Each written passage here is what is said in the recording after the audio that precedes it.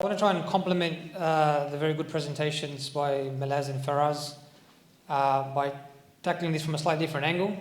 Same issue, Palestine, the Ummah's issues. And we all know the broad facts. We've all been following it. We've all been affected by it. It breaks our heart. And of course, there are also elements, it's not all doom and gloom, there are elements of positivity as well. This is a sign of agency of the Ummah around the world, the Ummah in Gaza and the Ummah around the world. So there are many aspects. I'd say that Malaz and Faraz have covered more of the modalities. What are the various modalities and principles of activism? I want to try and jump in a little bit into the what aspect. So there's a massive narrative war, right? A massive story from one side and you're trying to counter it. There's so much information, there's so much propaganda. Where do you begin? Where do you start? Where should your focus be? So I want to say some things about narrative, battles for hearts and minds, but also get into some of the specifics of that within about 10 to 12 minutes, inshallah. So we can leave more time for discussion. And now, the first question is, should we engage in this type of a narrative war, whether on social media or in the real world or elsewhere? I would argue it is important to engage as a function of Islamic fundamentals, speaking the truth, standing up for the oppressed, amr bil ma'ruf, nahy an munkar. Whoever of you, man ra'a minkum munkaran falyughayyirhu biyadihi fa in lam yastati' fa bilisanihi. Speak out against evil when you can't change it with your hand. So these things I don't think we need to elaborate on. It is important to engage. However, the reason I put that up is because you'll see there are questions that come back at us when we think about our current predicament. The other point I want to emphasize is I think it's important to distinguish between the details. There's a lot of details, a lot of points and facts and statistics and the deeper narrative. And this is the point here is our focus should be on the fundamentals. Our focus should be on the core of the issue. And here there's a parallel with da'wah. And there'll be a number of parallels, as you'll see, with da'wah strategies. And as it is in da'wah, what are we generally told? Focus on the fundamentals. It's not about the details of the rules of fiqh and detail. Bring it back to the aqidah, bring it back to the fundamentals, the existence of Allah, Prophet ﷺ, the Quran. And that's a general principle in any topic. It's the fundamentals that you come back to and emphasize and focus on. Now here, before I talk about other aspects of the narrative, I want to go into and try and show you what that deeper narrative, so we'll come back to this. But when I say the deeper narrative, what are we looking at? Because, if you start now, October 7, what happened, that Hamas done this and that done this, and is this true, is that not true, is this what happened, is this what not happened? There's a lot of details. And this is not the first time it's happened in this context of Palestine and the Zionist entity. It's happened many times before. Gaza's been attacked many times before. And in fact, there's a 75-year history of numerous conflicts and aggressions and all sorts of things. So when I want to take a step back and say, well, what's the narrative that we're getting from the other side? What's the Zionist/Western narrative here? And it's a few things. At a very broad level, it's the idea that the establishment of Israel was fair, legitimate, and necessary. So you're going to have to bear with me. Everything I'm going to say is going to irk you because most of it's lies and cheap propaganda. But it's like trying to get to the core and get into the core of the issue away from all the little details. The idea is that Israel is a fair establishment, it's legitimate, it's necessary. Why is that? Well, Palestine was the land without a people. The Jews had a great right to it because they've been there for 3,000 years. And they've been oppressed for centuries as minorities, right? They didn't have a state. Everyone can have a state, they can't have a state. So they needed a state, they were oppressed as minorities. Palestine's the place they've been for 3,000 years. Put dots together. So this was a legitimate thing. And not only that, Israel is a beacon of enlightenment in a hostile region, because now you've got this sort of colonial outpost. It's an extension of the West, and of course the West is enlightened in an area where everyone else, the Arabs and the Muslims, a bit suspicious, a bit hostile, not yet fully enlightened, right? And you'll see that this, although they won't say this explicitly, sometimes they will. This is very, very much at the core of the narrative. Which brings me to the second point, that Arabs and Muslims in this whole story are hostile, specifically in this case to Israel, right? And then this is an explicit part of the narrative. Israel is at threat from everyone that surrounds it. That's why the US has to help it. That's why it has to give it military aid. That's why it's got the US warships have to be on the lookout. Because any moment, Syria could attack, Egypt could attack, Saudi Arabia could attack, right? It's in a really, really precarious situation. And more broader than that, the Arabs and the Muslims, again, this is from a Western Zionist perspective, they never accepted Israel, even though it was legitimate. They fought it, they lost. They want to eradicate Israel, they want to drive the Jews into the sea. You know, when we hear free Palestine from the river to the sea, what it means is the eradication of Israel, because if it's from the Mediterranean, the sea to the Jordan River, that's the whole area. You want to free all of that, that means you want to get rid of Israel, right? How dare you?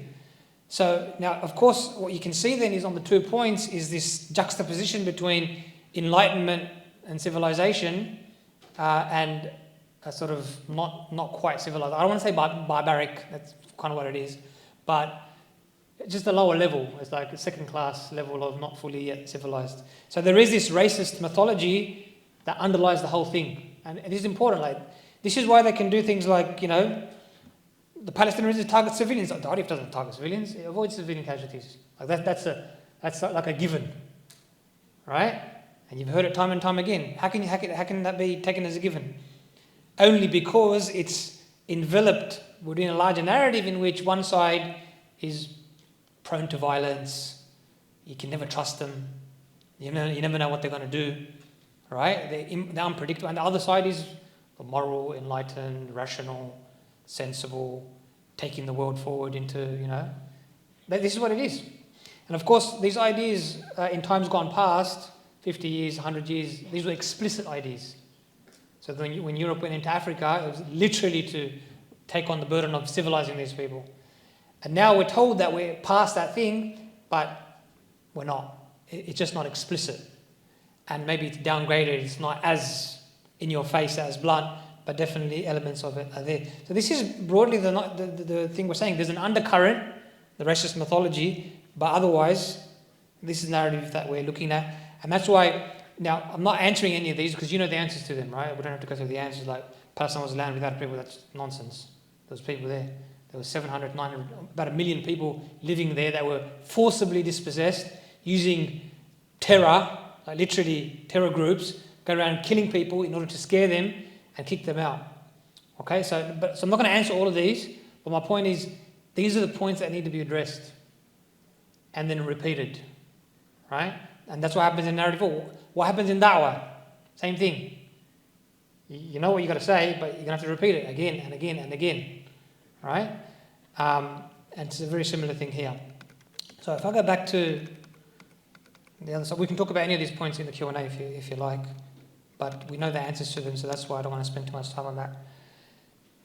Now, having said that, you know, these are the points that we should focus on.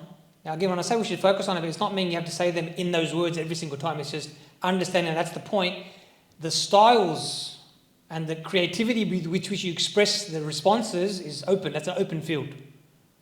Okay? And there's a massive area. Again, it's like, again, to make an analogy with da'wah, if we say, you know, the fundamental point is, let's say, proving the existence of Allah, establishing the Quran as revelation, and the veracity of the Prophet as a prophet. You don't have to say those words every single time. Proving the existence of Allah is a massive field, right? Establishing the Quran is a massive area. So it's the creativity and the styles are many, and the modes of how you do it, have been spoken about, are many, but those are the points that you want to look at. Now, if we engage in this narrative war, and it does raise this question, because sometimes you think it's overwhelming, the media and the social media, and you know, you feel like, what's the point of going into these people that, what's it called? They're not going to change. And I liked Malaz's diagram here of the fact that, you know, there's a spectrum. There is active opposition, there's active support.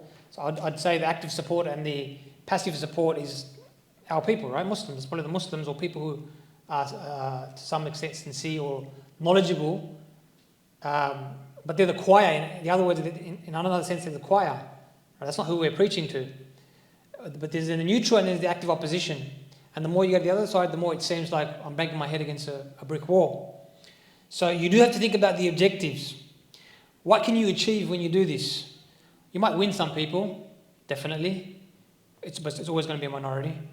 You might help to move the needle of public opinion. You contribute to that, and overall, the more people that do it, there is a shift. We're seeing that in the current scenario, and we've seen that in other areas. Again, to a limited extent, you can shift public opinion, and then the impact of that on policymakers is probably even less, but there is room for that there. But we want to keep in mind, and I'm not saying don't do it, again, because, as the brothers have said, what's on us is the effort. And the results, Allah, they're in the hands of Allah. Allah can put barakah whenever He wants. And the nusra is going to come when Allah decides. So it's not saying don't do it, but it's saying think, and it's saying, what I want to qualify this and say, keep in mind that narrative, this discourse, is the handmaiden of power. What that means, it's a tool of power. Right? Those people who have power in the world, superpowers, power in different forms, they use these stories to exert, influence, maintain, extend their power. And that's why the truth of the story doesn't matter to them. Okay, as the narrative that I just went to on the other slide, it's nonsense, rubbish. It's falsehood. That doesn't matter to them. You have to be very clear about this. I'm not saying every single person that believes it knows it's false. But the elites, the ones who produce this narrative, they know it's false. Or they know parts of it are false. Like the Quraysh with the Prophet ﷺ. Abu Jahl didn't know that. So what were they saying? What was the narrative with the Quraysh? The Prophet ﷺ is a magician, astaghfirullah, he's a liar, he's a magician, he's hallucinating, he's a poet, right? Propaganda. Did they believe that? They didn't believe that. Maybe some of the Arabs fell for it and stuff, got influenced, but at least they didn't believe that. Abu Jahl said, and it comes out at times, like now with the Israelis, at times it'll come out explicitly. Abu Jahl said, we were always competing with Banu Hashim. When they did this, we did that. When they did this, now they come with a prophet from the heavens. How are we going to make a prophet? It's just tribal competition. My clan is better than your clan. All right, so it's the same thing here. Narrative is the handmaiden of power. So even winning the narrative war is not going to get you the change on the ground that you want to the extent that you want. Okay, because that's not what they're looking for. It's not like, oh, you know what, you've convinced me. You guys have convinced me, now I'm going to change. That's not that way. They're not interested in the truth. The truth aspect is for the neutral people. It's for the people that might be ignorant and they've been convinced. But there's an element of sincerity. So that's why it's important. But otherwise, narrative and discourse is the handmaiden of power. And that has an implication. Here it's important also to understand positionality, formation and response. What this means is who's creating that narrative and who's responding. Power creates, those who are disempowered respond. And when you respond, you are starting not from like one position back, you're starting 5 steps back. A very good example is the whole, do you condemn Hamas? So you go into the media or anywhere else, the first question you get asked, do you condemn Hamas? Now, that question is putting you back 5 steps. Why? It is so loaded. It is so loaded with assumptions and premises and details, you cannot answer it in a way that you come off right.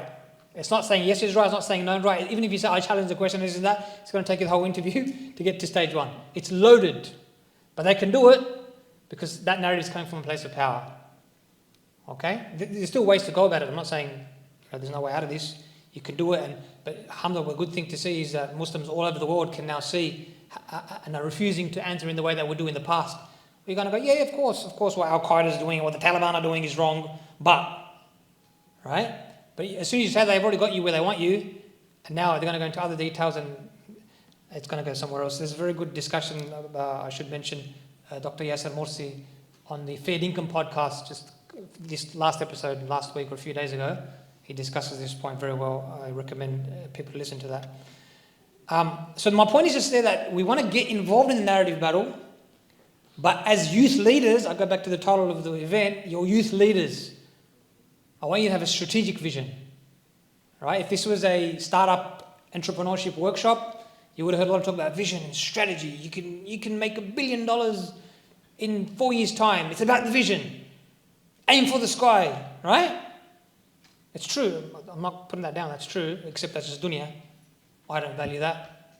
Some people may value that. It's good. You can help people with that. But the same is true in any other field of life. And in what's most important in life, which is the struggle between Iman and Kufr. Our vision. So the strategic vision has to be now right now there's a power imbalance. Massive power imbalance. Right? And therefore the strategic vision has to include the Ummah thinking and working in the long term to wrest power back in the Muslim world. Right? Otherwise that's where it starts. Now look at the situation right now. The main problem is not Israel. Israel's not the main problem. If we had Egypt and Jordan and Saudi Arabia and Lebanon and Pakistan in order, Israel's not, it's like, not an issue. It's 2 weeks effort. Literally. It's nothing compared to everything else. But we don't have, all these states and politicians are not on our side. They're on the other side. We don't have power, we don't have independence, we don't have a political will.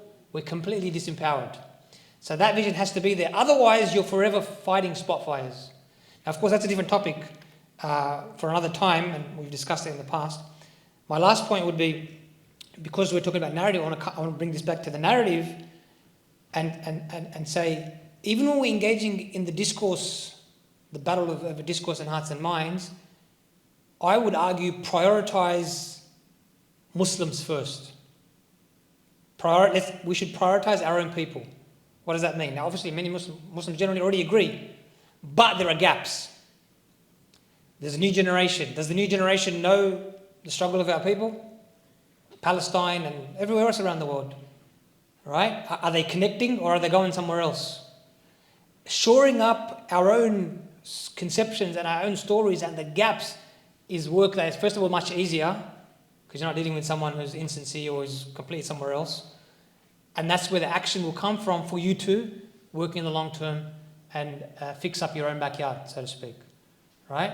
So it's not just about, last point, it's not just about can we convince Muslims of this. Where did it go? So that's next slide.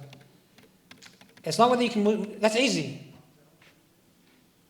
The question is, if Muslims believe this, then where's the gap? Where's the problem? Why isn't it propelling action? Even let's say at a local community level. Why is our mobilization at a community level so slow, so delayed, so weak? There's reasons for that. There's gaps. Someone believes, wallah, I protest halal because it's free mixing. Someone believes politics evil, all politics is evil. Conceptual issues. Islamic, like conceptual religious issues. Is it worth it? What's the point of protesting? What's going to happen? What's going to change? Right? And various other things. So I would say that our primary effort should be with Muslims in terms of our fundamentals, shoring that up. Because if you can do that, if you can shore up the Ummah's concepts and ideas and their deen, action comes naturally. Right? And that's where you're going to get the change from. At the same time, of course, we do want to engage others. We're an outward-looking ummah. We're not insular. We want to take the dawah and the message, whether Islamic fundamentals or on any of these issues, to others as well. I'll stop there. Inshallah, we can continue in the Q&A. Wassalamu alaikum wa rahmatullah.